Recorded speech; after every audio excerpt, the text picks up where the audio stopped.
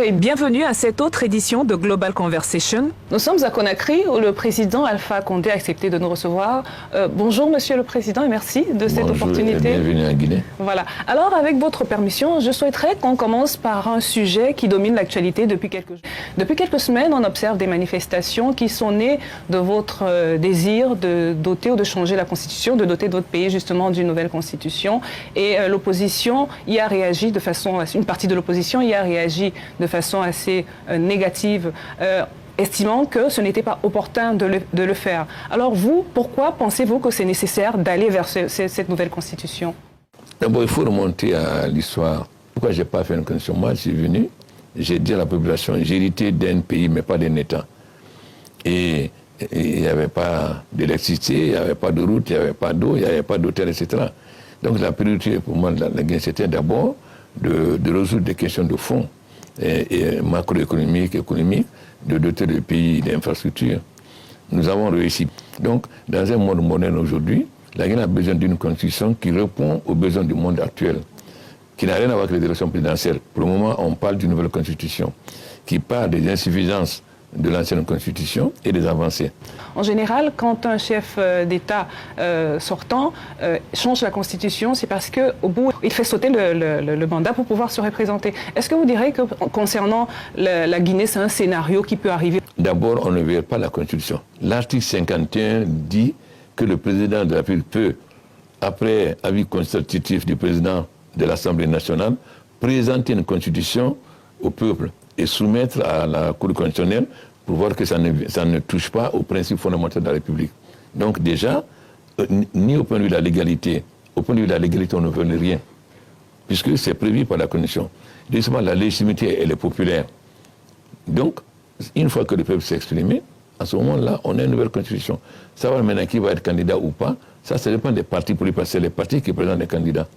Bon, je pense que même dans la sous-région, beaucoup de présidents ont changé de constitution. Et puis, il y a quand même une certaine vision démocratique à géométrie variable. Quand certains pays ont des intérêts dans des pays, les gens peuvent changer de constitution 2 fois, 3 fois, 4 fois, 5 fois, on ne dit rien. Mais quand un pays défend sa souveraineté à une certaine indépendance, tout de suite, on trouve à redire. Monsieur le Président, je notais tout à l'heure là que les manifestations ont été meurtrières. Il y a beaucoup de personnes il y a une vingtaine de personnes qui sont décédées et l'opposition compte initier d'autres manifestations. Qu'est-ce qui va pouvoir être fait justement pour éviter d'autres drames de ce genre? Le problème, il faut savoir qui tire. Les gendarmes ne sont pas armés et les policiers n'ont pas de kalachnikov. Nous avons arrêté des gens, des civils armés. Donc, il y a des civils, nous avons montré des photos de civils armés par la famille avec des kalachnikovs. Donc, Monsieur le Président, vous diriez avec certitude qu'il n'y a pas usage excessif de la force par les forces de l'ordre lors de ces manifestations? Non. Nous faisons tout pour éviter. L'armée aujourd'hui est une armée républicaine. Dès qu'il doit y avoir une manifestation, les militaires sont casernés. Maintenant, je n'exclus pas qu'il puisse y avoir des bavures, mais qu'on dise que la police tire sur les gens, je ne le crois pas du tout. Mais nous faisons des enquêtes. Dans quelques jours, quelques semaines, il y aura donc ces législatives. L'opposition a décidé de ne pas y prendre part parce qu'elle met en doute la fiabilité du fichier électoral. Comment réagissez-vous à ce non-départ de l'opposition? Nous avons le logiciel qu'aucun pays africain n'a. Tout le monde le reconnaît. C'est l'opposition qui a présidé la commission de sélection du logiciel. Nous avons un logiciel qui non seulement élimine les doublons, mais élimine les mineurs. Ensuite, nous avons pris la francophonie pour nous accompagner. Donc tout est fait avec la francophonie.